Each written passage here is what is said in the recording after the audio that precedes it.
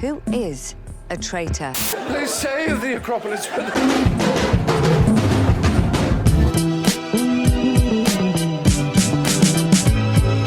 Hey! And go. What's up, everyone? Adam from FWCI. This is Brewstew, lost in a grocery store. So I'm going to give you the beginning of a story about myself getting lost in a grocery store, but there's a twist, and I will save the twist until after the reaction. 'Twas a warm summer's day, some 35 years ago, I think? 36 years ago? A young Adam from FWCI, barely able to walk, got taken to the shops by my mother. On the way in, we saw a little ride. It was a car, you put 20 cents in it, and it goes and that was it. And I said, "Mother dear, please, I would like to ride in the car." And she said, "You will ride in the car on the way out of the shops." Thinking back, I don't know if that was ever going to happen. And clearly, I felt that way before. Because by the time she got to the department store, I was nowhere to be seen. So she's looking around everywhere. She put out a call on the PA for people. "Hey, has anybody seen da-da-da-da-da?" She's running around, and then she realized, oh my god, I bet he's by that car ride that he wanted to go on. So she sprinted through the shops, and there I am, sitting on the car, at the entrance of the entire shopping center. Stay tuned, because there's a twist. This is Brewstew, lost in a grocery store. Alright, so this is a story about the first time that I got lost at a grocery store. I think for most people, getting lost at a grocery store is kind of like a rite of passage. The first time. I also checked with my mum, and there was a second time I got lost in a department store, but you know, whatever. Passage as a kid. Everybody got lost at one point. You gotta man up all of a sudden. Are you gonna step up and assert yourself and find your stupid parents? Or are you gonna, cry and piss your pants in the frozen food section? It's up to you. You gotta figure it out. I'm driving out of that. The first time I got lost was at our local Kroger's, or K. Rogers, as some of the cool kids used to call it. Now, it's important to note that this whole ordeal could have been avoided because at this K. Rogers, they had their own little daycare system that you could drop your kid off while you grocery shopped. Hell, they even had little monitors set up throughout the store so you could check in on your kid, make sure he's not getting fondled by a guy with a goatee and shit. But my parents would never let me go in there because they thought it was dirty. And they were right. It was dirty as hell. I mean, they didn't even have any cool toys to play with. Man. They had like 4 Lincoln Logs and like a crusty-ass Sega Genesis with 1 game. Wouldn't even be a good game either. It'd be like fucking Booger Man or some shit. But hell, I'll play Booger Man. That sounds like a deal. It's better than fucking grocery shopping with my parents for 45 minutes, I'll tell you that. Can I please, pretty please, play Booger Man on that dirty Sega Genesis? What? No, you're not going in there. What are you, trying to get fucking ringworm or some shit? No, you're going grocery shopping with us. You're not going in that daycare. So off I go with my parents. And on this particular trip, it was pretty much a standard affair at first. I'm just watching my parents buy all the cheap, non-name brand food and shit. All right, you want the box of Fruit Hoops here, or do you want the fucking Colonel Crunch? Can we spring for the box of fruit? Can I just say, I thought that box of Fruit Hoops was showing a bowl with a stream of water going into it. Now I realize that it's a spoon, but I was like, wow, that's some shitty advertising. You don't even put milk on your box front? Hoops here, or do you want the fucking Colonel Crunch? Can we spring for the extra $1.50 and get the Captain Crunch? What the hell's the matter with the Colonel, huh? It all tastes the same. What the fuck do you care about the rank and file about the goddamn cartoon character on the box? You're getting the Colonel Crunch, goddammit, and you will like it.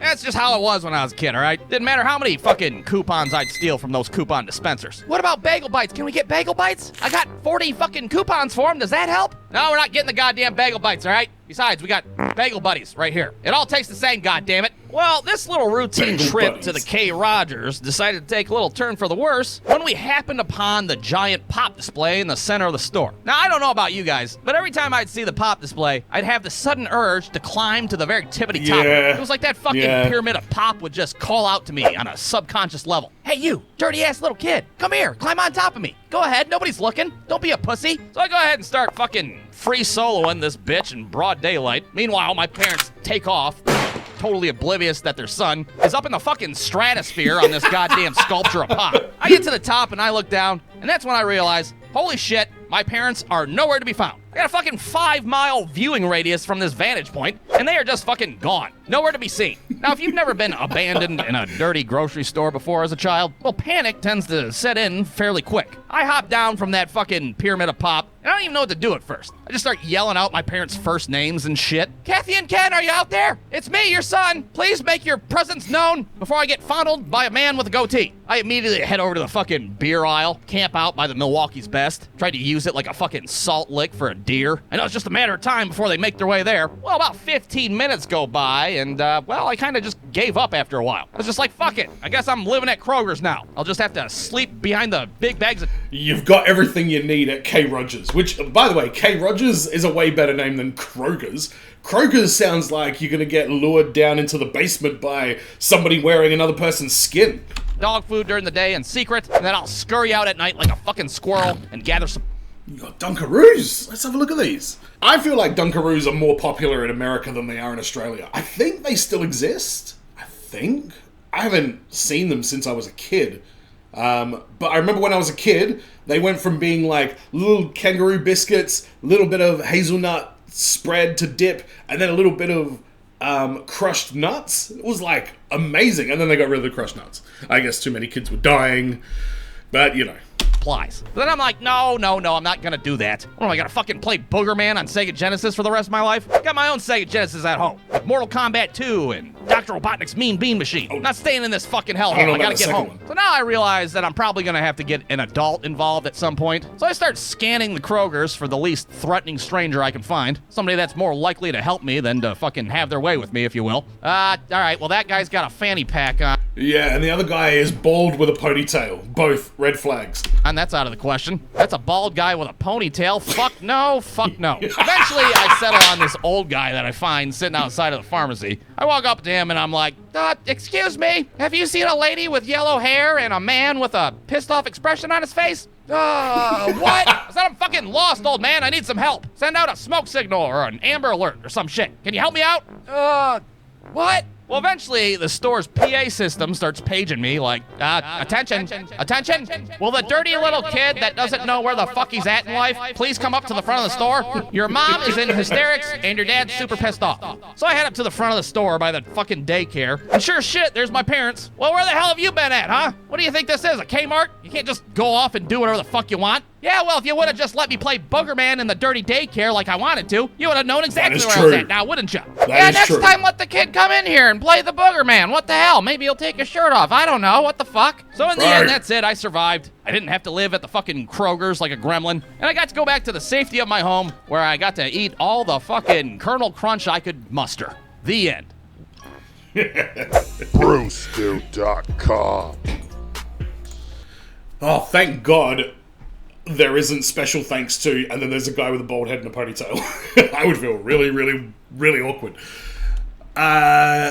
Angel Gonzalez, Ralph Verkstenis, what a name. Nadege Van Camp, and Lucas Floyd. Definitely get the urge to climb the displays of the soft drink built into a pyramid. I don't think I ever did. I think my parents would have kicked my ass if I did that, but the temptation was always there to at least just jump on there and just sit on like one of the low levels. I never played Booger Man, never had a Sega Genesis. We were a Nintendo house. Oh, sorry, we had a Sega Master System too. That was the first console we had. And then it was Super NES, and then it was Nintendo 64.